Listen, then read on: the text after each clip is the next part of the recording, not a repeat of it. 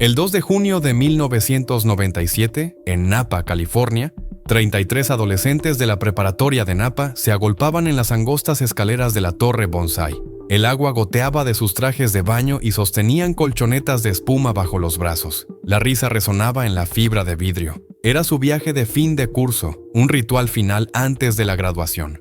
Quemados por el sol y llenos de euforia, unían los brazos mientras se subían, desafiándose unos a otros a romper el récord del año anterior. La competencia consistía en acomodar a la mayor cantidad posible de personas en la cima del tobogán de tubería Bonsai simultáneamente. Quimbley Gilotti, de 18 años, estaba entre ellos. En la plataforma superior, se encontraba de pie, hombro con sus compañeros de clase. No había salvavidas a la vista, nadie los detenía. Un cartel en la base claramente indicaba un pasajero a la vez, pero nadie miraba hacia abajo. Todos entonaban juntos una cuenta regresiva temeraria, impulsados por la adrenalina y la bravata. La primera ola se precipitó por el resbaladizo tobogán, las colchonetas deslizándose por la superficie como piedras en el agua. Pero antes de que el último estudiante ocupara su posición, algo cambió. Se escuchó un extraño gemido húmedo, pesado y claramente incorrecto, y con la siguiente respiración, toda la sección superior empezó a colapsar. La fibra de vidrio se agriete, la plataforma se rompió, se dobló, y de repente los cuerpos, que estaban hombro con hombro, dejaron de estar de pie, estaban cayendo. Algunos cayeron en las piscinas poco profundas, otros se estrellaron contra el concreto. En segundos, la emoción se tornó en gritos. Las colchonetas de espuma volaron en todas direcciones, mientras los cuerpos caían al suelo y los gritos resonaban en el concreto, agudos y desgarradores. Una niña quedó boca abajo, completamente inmóvil. Un charco oscuro se extendía debajo de ella.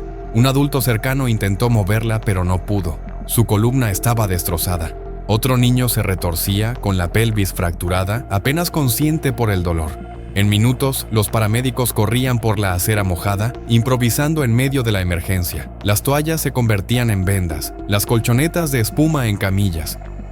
32 estudiantes fueron trasladados con urgencia a los hospitales más cercanos. Todos, salvo Quimbley, habían sufrido heridas inmediatas y fatales. El parque Bonsai nunca fue diseñado para transportar a tantos niños a la vez. Fue construido para pasajeros individuales en colchonetas suaves, con una capacidad máxima de 300 libras. Sin embargo, ese día, más de 2 docenas de adolescentes se apiñaron en una plataforma de apenas 4 metros de largo, soportando más de 2 toneladas métricas de peso. El parque reabrió la temporada siguiente como si nada hubiera pasado.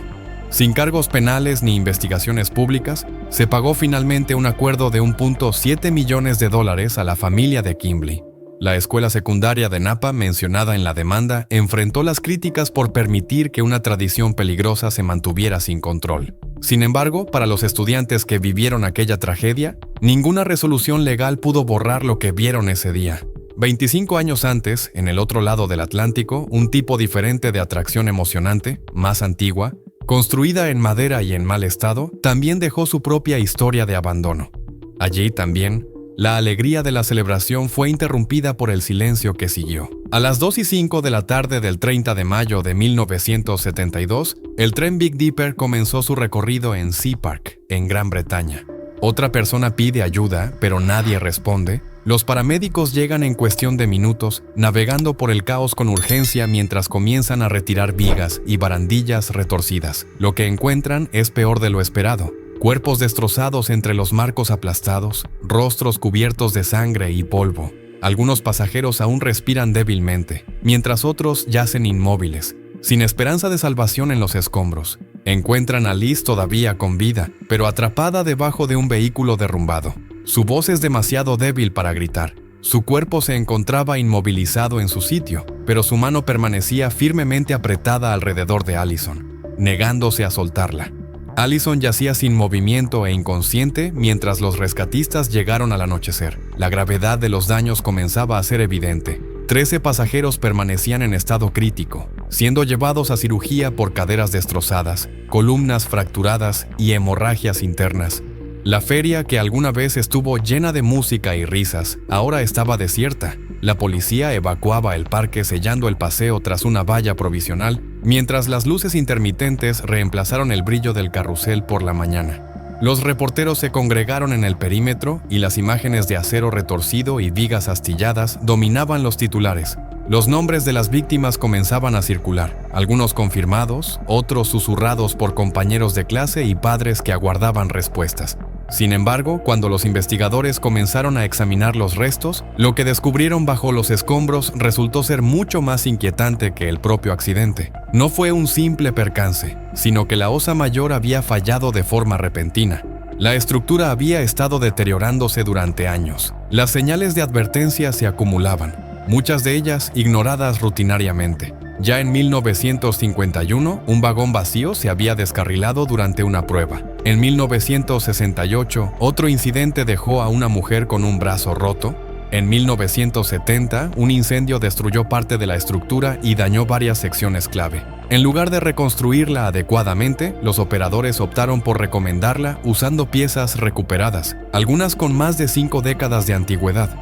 El momento en que los inspectores analizaron las consecuencias del colapso fue evidente. El deterioro no podía pasarse por alto. Documentaron 51 fallos distintos en todo el recorrido.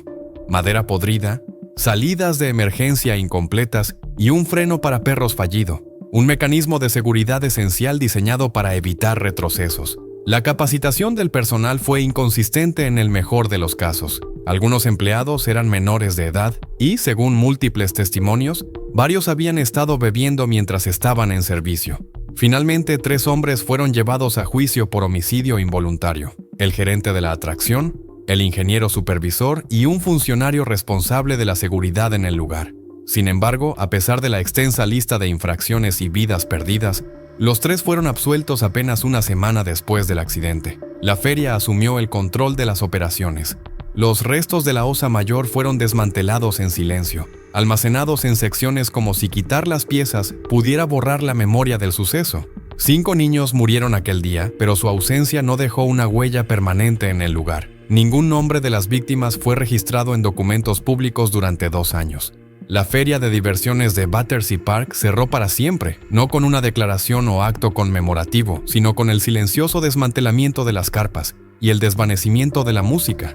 Tomaría medio siglo para que alguien volviese a hablar de ello. El 30 de mayo de 2022, exactamente 50 años después del accidente, se plantó un único árbol en Battersea Park, en el lugar donde alguna vez estuvo la osa mayor. Las familias de las víctimas se reunieron allí, algunas por primera vez desde aquella tragedia, no para una ceremonia, ni para discursos o cámaras, sino para algo más sencillo y profundamente humano para quienes acudieron. Ese pequeño acto fue la primera y única vez que la tragedia fue reconocida públicamente. La osa mayor fue demolida, pero el patrón de su historia no terminó allí. 8 años después, en otro país, otra atracción fracasaría no por antigüedad ni por oxidación, sino porque alguien creyó que las reglas no se aplicaban a ella. El 13 de agosto de 1981, en Hamburgo, Alemania, poco antes de la 1 de la mañana, en el Hamburg Dome, uno de los recintos feriales más antiguos y queridos de Europa, en el extremo opuesto del parque, 23 pasajeros abordaron el Skylab, una enorme góndola giratoria que eleva a los visitantes en el aire y los hace girar bajo luces intermitentes y un estruendo de ruido. Era el último recorrido de la noche, el tipo de aventura final que quedaría grabada en la memoria, sin que ninguno de los presentes se diera cuenta de que justo más allá del límite del paseo, el peligro ya esperaba. Horas antes, a solo unos metros del armazón exterior del Skylab, un técnico llamado Norbert Vita había comenzado reparaciones no planificadas en su propia atracción, la montaña rusa Catapulta. Su transmisión había fallado y, en lugar de esperar a que cerrara la feria, Vita trajo una grúa telescópica para iniciar el trabajo de inmediato. La grúa no había sido asegurada correctamente, carecía de autorización para operar cerca del público y nunca debió haberse activado mientras las atracciones cercanas estaban en funcionamiento. Sin embargo, suponiendo que el Skylab había concluido su última ronda, Vita extendió el brazo hidráulico a través del área de atracciones sin alertar a nadie, pero esa suposición sería fatal a las 12:54 de la noche. El Skylab empezó su ciclo final de la noche. La música resonaba en los altavoces. Las luces de colores atravesaban la oscuridad del cielo y la góndola ascendía suavemente en su rotación, sin que los pasajeros lo notaran. El brazo de la grúa permaneció extendido justo en su trayectoria. En cuestión de segundos, la primera cabina hizo contacto. El impacto fue catastrófico. El acero desgarró el tren de aterrizaje de la góndola, rasgando el metal como si fuera papel, lanzando a los pasajeros al aire. Algunos fueron arrojados de lado, otros cayeron desde 15 metros de altura entre los escombros de estructuras de hormigón y soportes, uno tras otro. Las cabinas restantes chocaron con la obstrucción, agravando la destrucción y dejando el paseo reducido a una maraña de vigas retorcidas, equipos destrozados y cuerpos dispersos por toda la plataforma. Por unos instantes, toda la feria pareció congelarse. La música cesó en seco, como si la energía misma se hubiera detenido, mientras una luz superior seguía girando sobre los restos, proyectando sombras irregulares y temblorosas sobre los escombros aplastados.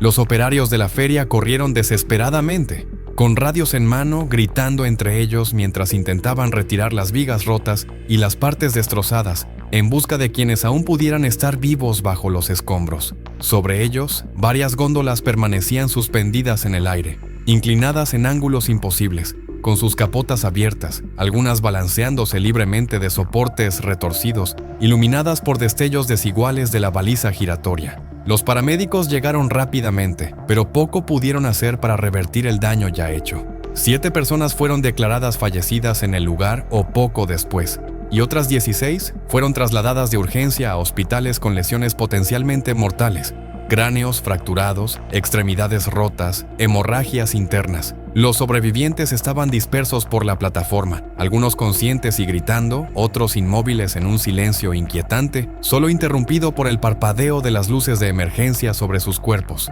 Entre ellos se encontraba Vincenzo Maniscalco, atrapado en una de las últimas góndolas que había colisionado con la grúa.